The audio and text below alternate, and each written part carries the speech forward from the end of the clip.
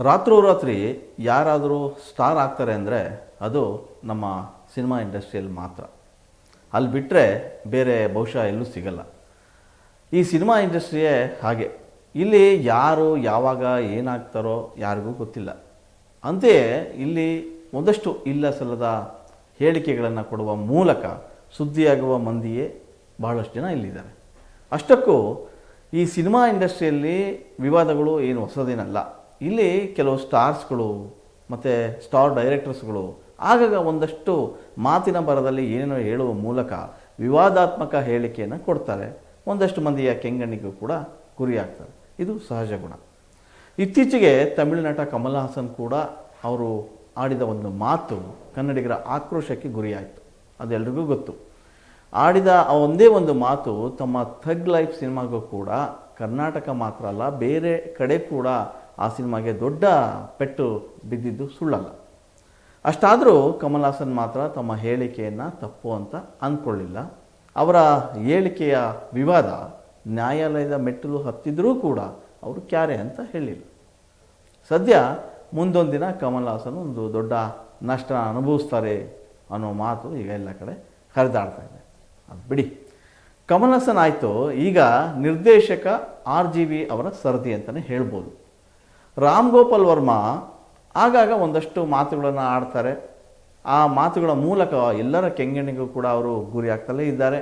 ಹಾಗಾಗಿ ಅವರೂ ಕೂಡ ವಿವಾದಾತ್ಮಕ ನಿರ್ದೇಶಕರ ಸಾಲಿಗೆ ಸೇರ್ತಾರೆ.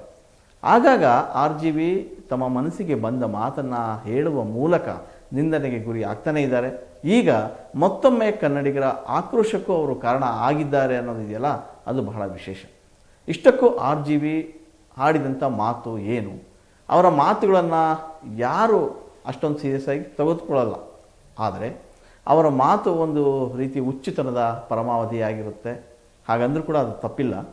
ಇನ್ನೂ ಒಂದು ಹೆಜ್ಜೆ ಮುಂದೆ ಹೋಗಿ ಹೇಳೋದಾದರೆ, ಅವರಿಗೆ ಇತಿಹಾಸದ ಪರಿವೇ ಇಲ್ಲದ ನಿರ್ದೇಶಕನೊಬ್ಬ ಯಾವುದೋ ಒಂದು ಗುಂಗಲ್ಲಿ ಮಾತಾಡಿದ ರೀತಿ ಹೇಳಿದ್ದಾರೆ ಅನ್ನೋದು ಈಗ ಎಲ್ಲ ಕಡೆ ಬರ್ತಾಯಿದೆ. ರಾಮ್ ಗೋಪಾಲ್ ಏನು ಅವರ ಅಂದಾಕ್ಷಣ ನೆನಪಾಗೋದು ಅಂತಂದರೆ, ಒಂದಿಷ್ಟು ರಕ್ತಸಿಕ್ತ ಕಂಟೆಂಟ್ ಇರ್ತಕ್ಕಂಥ ನಿರ್ದೇಶಕ. ಅದರಲ್ಲೂ ಸೆಕ್ಸ್ ಮತ್ತು ಕ್ರೈಮ್ ಆಧಾರಿತ ಕಥೆಗಳನ್ನು ಮಾಡುವಂಥ ಏನು ನಿರ್ದೇಶಕ ಇದ್ದಾರೆ, ಆ ಮೂಲಕ ಇವರು ಸೌತ್ ಇಂಡಿಯಾ ಮಾತ್ರ ಅಲ್ಲ, ಭಾರತೀಯ ಚಿತ್ರರಂಗದಲ್ಲೇ ಒಂದಷ್ಟು ಜನಪ್ರಿಯತೆಯನ್ನು ಗಳಿಸ್ಕೊಂಡಿದ್ದಾರೆ. ಅವರು ತಮ್ಮ ನೆಲದ ಬಗ್ಗೆಯೇ ಕೆಟ್ಟದಾಗಿ ಮಾತಾಡಿ ಅಲ್ಲಿನ ಒಂದಷ್ಟು ಜನರ ಆಕ್ರೋಶಕ್ಕೂ ಕೂಡ ಗುರಿಯಾಗಿದ್ದರು. ಒಂದಷ್ಟು ವಿಡಿಯೋಗಳು ಬಂದು ಆ ಮೂಲಕ ಕೂಡ ಮಾತುಗಳಿಗೆ ಸಿಲ್ಕೊಂಡಿದ್ದರು. ಅಷ್ಟಕ್ಕೂ ರಾಮ್ ಗೋಪಾಲ್ ವರ್ಮಾ ಹೇಳಿದ ಮಾತು ಏನು ಅನ್ನೋದಾದರೆ, ಸೌತ್ ಫಿಲಮ್ ಇಂಡಸ್ಟ್ರಿಯ ಜನಪ್ರಿಯ ನಟರಾದಂಥ ಹಿಂದೆ NT ರಾಮರಾವ್ ಇದ್ದರು, ಡಾಕ್ಟರ್ ರಾಜ್ಕುಮಾರ್ ಇದ್ದರು, ಚಿರಂಜೀವಿ, ರಜನಿಕಾಂತ್, ಇವರೆಲ್ಲ ಅಮಿತಾಭ್ ಬಚ್ಚನ್ ಏನಿದ್ದಾರೆ ಅವರ ಸಿನಿಮಾಗಳನ್ನು ರಿಮೇಕ್ ಮಾಡಿ ಅವರ ಪ್ರೇರಣೆಯನ್ನು ಪಡ್ಕೊಂಡು ಸಕ್ಸಸ್ ಆಗಿದ್ದಾರೆ ಅಂತ ತಮ್ಮ ಮಾತನ್ನು ಹರಿಬಿಟ್ಟಿದ್ದಾರೆ ವರ್ಮಾ. ಅವರ ಈ ಮಾತೇ ಈಗ ಸದ್ಯ ಕನ್ನಡಿಗರ ಆಕ್ರೋಶಕ್ಕೆ ಗುರಿಯಾಗಿದೆ. RGV ಅವರಿಗೆ ಅಣ್ಣವರ ಬಗ್ಗೆ ಎಷ್ಟು ಗೊತ್ತಿದೆಯೋ ಗೊತ್ತಿಲ್ವೋ ಗೊತ್ತಿಲ್ಲ. ಆದರೆ ರಾಜ್ಕುಮಾರ್ ಎಂದಿಗೂ ಕೂಡ ಅಮಿತಾಬ್ ಬಚ್ಚನ್ ಅವರ ಸಿನಿಮಾಗಳನ್ನು ರಿಮೇಕ್ ಮಾಡಿಯೇ ಇಲ್ಲ. ಅಮಿತಾಬ್ ಅವರೇ ಅಣ್ಣವರ ಬಗ್ಗೆ ಅತೀವ ಗೌರವವನ್ನು ಹೊಂದಿದ್ರು ಅನ್ನೋದಕ್ಕೆ ಸಾಕಷ್ಟು ನಿದರ್ಶನಗಳು ಈಗ ಇವೆ. ಸುಮಾರು 80ರ ದಶಕ ಅದು ಬೆಂಗಳೂರಲ್ಲಿ ಅಮಿತಾಬ್ ಅವರ ಕೂಲಿ ಸಿನಿಮಾ ಶೂಟಿಂಗ್ ನಡೀತಾ ಇರ್ತದೆ. ಆ ಚಿತ್ರದ ಪ್ರೊಡಕ್ಷನ್ ಮ್ಯಾನೇಜರು ಬೆಂಗಳೂರಿನ MA ಡೆಲ್ವಿ ಅಂತೇಳಿ, ಅವ್ರ ಮೂಲಕ ಅಮಿತಾಬ್ ಅವರು ಒಂದು ಆಸೆನ ಈಡೇರಿಸಿಕೊಳ್ಳುವಂಥ ಪ್ರಯತ್ನನ ಮಾಡ್ತಾರೆ. ಅವರ ಆಸೆ ಬೇರೆ ಏನೂ ಅಲ್ಲ, ಅದು ಕೂಲಿ ಸಿನಿಮಾದ ಪ್ರಮುಖ ದೃಶ್ಯವೊಂದರಲ್ಲಿ ಒಂದು ಸೀನಲ್ಲಿ ಅಣ್ಣ ಅವರು ನಟಿಸಬೇಕು ಅನ್ನೋದು ಅಮಿತಾಬ್ ಅವರ ಆಸೆ. ಆ ಸೀನ್ ಏನಂದರೆ, ಅಣ್ಣ ಅವರು ರೈಲಿಂದ ಇಳಿದು ಬರುವಾಗ ಅಮಿತಾಬ್ ಅವರು ಕೂಲಿಯಾಗಿ ಆ ಸೀನಲ್ಲಿ ಕಾಣಿಸ್ಕೋಬೇಕು. ಸೊ ಅದು ಸೀನ್. ಆ ಸೀನಲ್ಲಿ ಅಣ್ಣ ಅವರು ನಟಿಸಬೇಕು, ಅದೊಂದೇ ಬಚ್ಚನ್ ಅವರ ದೊಡ್ಡ ಆಸೆ ಕೂಡ ಆಗಿರುತ್ತೆ. ಸೊ ನೋಡಿ, ಇಲ್ಲೇ ಕೂಡ ಬಾಲಿವುಡ್ ಮತ್ತು ಸ್ಯಾಂಡಲ್ವುಡ್ ಅವರ ಸಾಮರ್ಥ್ಯದ ಅರಿವು ಏನನ್ನೋದು ಗೊತ್ತಾಗ್ತದೆ. ಸೊ ಆ ದಶಕದಲ್ಲಿ ಅಣ್ಣ ಅವರ ಸಿನಿಮಾಗಳು ಬಾಲಿವುಡ್ ಮತ್ತು ಸೌತ್ ಇಂಡಿಯನ್ ಸಿನಿಮಾಗಳಿಗೆ ಸಾಕಷ್ಟು ಮಾದರಿಯಾಗಿದ್ದು, ಅಂದರೆ ಎಲ್ಲ ಸಕ್ಸಸ್ಫುಲ್ ಆಗ್ತಾಯಿದ್ರು, ಅವೆಲ್ಲ ಮಾದರಿಯಾಗಿದ್ದು. ಮುಖ್ಯವಾಗಿ ಇಲ್ಲಿ ಗಮನಿಸಬೇಕಾದಂಥ ವಿಷಯ ಅಂದರೆ ಕಸ್ತೂರಿ ನಿವಾಸ. ಆ ಸಿನಿಮಾ ಮತ್ತು ಅಣ್ಣವರ ಅಭಿನಯ ಏನಿದೆ ಅದು ಕನ್ನಡಿಗರು ಮಾತ್ರ ಅಲ್ಲ, ಪ್ರತಿಯೊಬ್ಬರು ಕೂಡ ಅಣ್ಣ ಅವರ ನಟನೆಯನ್ನು ಕೊಂಡಾಡಿದರು. ಅದಷ್ಟೇ ಅಲ್ಲ, ರಾಜ್ಕುಮಾರ್ ಅವರ ಬ್ಯಾನರ್ನಲ್ಲಿ ಬಂದಂಥ ಮೊದಲ ನಿರ್ಮಾಣದ ಸಿನಿಮಾ ಶಂಕರ್ ಗುರು ಏನು ಸಿನಿಮಾ ಇತ್ತು ಅದು ಬಾಲಿವುಡ್ ಮಂದಿಯ ತಲೆಯನ್ನು ಕೆಡಿಸಿತ್ತು. ಆ ಚಿತ್ರದಲ್ಲಿ ರಾಜ್ಕುಮಾರ್ ಅವರು ತ್ರಿಪಾತ್ರ ರೋಲ್ ಮಾಡಿದರು. ಸೊ ತ್ರಿಪಾತ್ರವನ್ನು ನಿರ್ವಹಿಸಿದ್ರು. ಸಿನಿಮಾ ಯಶಸ್ಸನ್ನು ಕೂಡ ಪಡೆದುಕೊಳ್ತು. ಶಂಕರ್ ಗುರು ತಮಿಳು ಮತ್ತು ಹಿಂದಿಯಲ್ಲೂ ಕೂಡ ಅದು ಬಂದಿತ್ತು.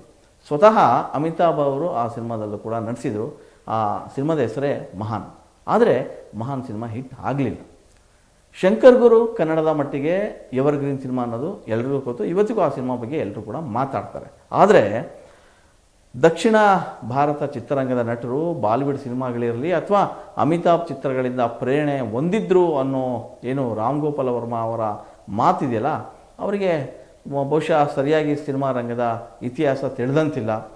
ಅಣ್ಣವರು ಸಾಮಾಜಿಕ ಕಥಾಹಂದರ ಹೊಂದಿರತಕ್ಕಂಥ ಸಿನಿಮಾಗಳನ್ನು ಮಾತ್ರ ಅಲ್ಲ, ಅವರು ಮೊದಲ ಸಿನಿಮಾ ಏನು ಬೇಡರ ಕಣ್ಣಪ್ಪ ಮಾಡಿದರು, ಆ ಸಿನಿಮಾದಿಂದ ಹಿಡಿದು ಭಕ್ತಿ ಪ್ರಧಾನ ಸಿನಿಮಾಗಳು ಭಕ್ತ ಕನಕದಾಸ ಆಗಿರ್ಬೋದು, ಸಂತ ಕಬೀರ, ಭಕ್ತ ಕುಂಬಾರ, ಹೀಗೆ ಅನೇಕ ಸಿನಿಮಾಗಳಲ್ಲಿ ಅವರು ನಟಿಸಿ ಸಹಿ ಎನಿಸ್ಕೊಂಡಿದ್ದರು. ಬಬ್ರು ವಾಹನ, ಕವಿರತ್ನ ಕಾಳಿದಾಸ, ಭಕ್ತ ಪ್ರಹ್ಲಾದ, ಹಾಗೆ ಇನ್ನೂ ಐತಿಹಾಸಿಕ ಅನೇಕ ಪೌರಾಣಿಕ ಸಿನಿಮಾಗಳಲ್ಲೂ ಕೂಡ ಸವಾಲು ಅನಿಸುವಂತಹ ಚಿತ್ರಗಳಲ್ಲೂ ಕೂಡ ಅವರು ನಟಿಸಿ ಮನೆ ಮಾತಾಗಿದ್ದರು. ಅದು ಎಲ್ರಿಗೂ ಗೊತ್ತಿರುವಂಥ ವಿಷಯ. ಅಣ್ಣವರು ಸದಾ ವಿಭಿನ್ನ ಕಥೆಯ ಹುಡುಕಾಟವನ್ನೇ ನಡೆಸ್ತಾ ಇದ್ದರು. ಹಾಗಾಗಿ ಅಂತಹ ಸಿನಿಮಾಗಳನ್ನೇ ಆಯ್ಕೆ ಮಾಡ್ಕೊಳ್ತಾ ಇದ್ದರು. ಅವರಿಗೆ ಅವರೇ ಸಾಟಿ ಆಗಿತ್ತು. 90ರ ದಶಕದಲ್ಲಿ ಬಂದಂಥ ಅನುರಾಗ ಅರಳಿತು ಒಂದು ಸಿನಿಮಾದ ಕತೆ ಎಲ್ಲ ಭಾಷೆಗೂ ನಿರ್ಮಾಣ ಆಗಿತ್ತು. ಅಷ್ಟೇ ಅಲ್ಲ, ಸೂಪರ್ ಡೂಪರ್ ಹಿಟ್ ಕೂಡ ಆಗಿತ್ತು. ಇದು ಬಹಳ ವಿಶೇಷ. ರಜನಿಕಾಂತ್ ಅವರು ಮನ್ನನ್ ಅನ್ನೋ ಸಿನಿಮಾ ಮೂಲಕ ಮಾಡಿದರು. ಆ ಸಿನಿಮಾ ಬ್ರೇಕ್ ಕೂಡ ಸಿಕ್ತು. ಚಿರಂಜೀವಿ ಅವರು ಘರಾನ ಮಗಳು ಸಿನಿಮಾ ಮೂಲಕ ಬ್ರೇಕ್ ತೊಗೊಂಡಿದ್ರು. ಸೊ ಇನ್ನು ಅನಿಲ್ ಕಪೂರ್ ಕೂಡ ಸಿನಿಮಾ ಮಾಡಿದರು. ಅಲ್ಲಿ ಆ ಪಾತ್ರವನ್ನು ನಿರ್ವಹಿಸಿ ಅಲ್ಲೂ ಕೂಡ ದೊಡ್ಡ ಸೌಂಡ್ ಮಾಡಿತ್ತು. ಇನ್ನೊಂದು ವಿಷಯ, ಬಾಲಿವುಡ್ಗೆ ಪೌರಾಣಿಕ ಸಿನಿಮಾಗಳನ್ನು ನಿರ್ಮಾಣ ಮಾಡೋದೇ ಒಂದು ದೊಡ್ಡ ಸವಾಲಾಗಿತ್ತು ಅನ್ನೋದು ತಪ್ಪಿಲ್ಲ. ಅಣ್ಣವರು ಆಗಲೇ ಮಸಾಲೆ ಸಿನಿಮಾ ಮಾಡೋದರಿಂದ ಬಹಳ ದೂರವೇ ಉಳ್ಕೊಂಡಿರ್ತಾರೆ. ಆರಂಭದ ದಿನಗಳಲ್ಲಿ ಸುಮಾರು ಒಂದು 19 ಚಿತ್ರಗಳನ್ನು ಹೊರತುಪಡಿಸಿದರೆ ಅಣ್ಣವರು ಹೆಚ್ಚು ರಿಮೇಕ್ ಸಿನಿಮಾಗಳಲ್ಲಿ ನಟಿಸಲೇ ಇಲ್ಲ. ಶಂಕರ್ ನಾಗ್ ಅವರ ಜೊತೆ ನಟಿಸಿದಂಥ ಅಪೂರ್ವ ಸಂಗಮ ಸಿನಿಮಾ ಏನಿತ್ತು, ಆ ಸಿನಿಮಾ ಮಾತ್ರ ಬಾಲಿವುಡ್ನ ರಿಮೇಕ್ ಸಿನಿಮಾ ಆಗಿತ್ತು. ಅದು ದೇವಾನಂದ್ ಅವರ ಅಭಿನಯಿಸಿದಂಥ ಜಾನಿ ಮೇರಾ ನಾಮ್ ಸಿನಿಮಾದ ರಿಮೇಕ್. ಅಣ್ಣವರ ಬಗ್ಗೆ ಅಪಾರ ಪ್ರೀತಿ ಗೌರವ ಹೊಂದಿದಂಥ ಅಮಿತಾಬ್ ಬಚ್ಚನ್ ಅವರು ಯಾವತ್ತಿಗೂ ಕೂಡ ಅವ್ರ ಬಗ್ಗೆ ಮಾತಾಡಿಲ್ಲ. ಆದರೆ ವಿನಾಕಾರಣ ಸುದ್ದಿಯಲ್ಲೇ ಇರಬೇಕು ಅನ್ನೋ ಲೆಕ್ಕಾಚಾರದಲ್ಲಿರ್ತಕ್ಕಂಥ RGV ಏನಿದ್ದಾರೆ ಅವರು ಮಾತ್ರ ವಿವೇಚನೆ ಇಲ್ಲದಂತೆ ನಾಲಿಗೆಯನ್ನು ಹರಿಬಿಟ್ಟು ಕನ್ನಡಿಗರನ್ನು ಸಾಕಷ್ಟು ಕೆಣಕಿದ್ದಾರೆ. ಈಗ ಸದ್ಯಕ್ಕೆ ಕಾಮೆಂಟ್ಸ್ಗಳಿಗೆ ಉತ್ತರ ಕೊಡಬೇಕು. ಆ ಉತ್ತರ ಕೊಡೋದಕ್ಕೆ RGV ಸಿಕ್ಕಿಲ್ಲ. ಒಂದಂತೂ ನಿಜ, ಆಗಾಗ ಈ ರೀತಿಯ ಮಾತುಗಳನ್ನು ಹೇಳುವ ಮೂಲಕ ಸಾಕಷ್ಟು ಕೆಂಗಣಿಗೆ ಗುರಿಯಾಗ್ತಾ ಇದ್ದಾರೆ RGV. ಇನ್ನಾದರೂ ಒಂದಷ್ಟು ಮಾತಾಡುವುದರ ಮೂಲಕ ಎಚ್ಚರ ಇರಲಿ ಅನ್ನೋದು ಕನ್ನಡಿಗರ ಮಾತು.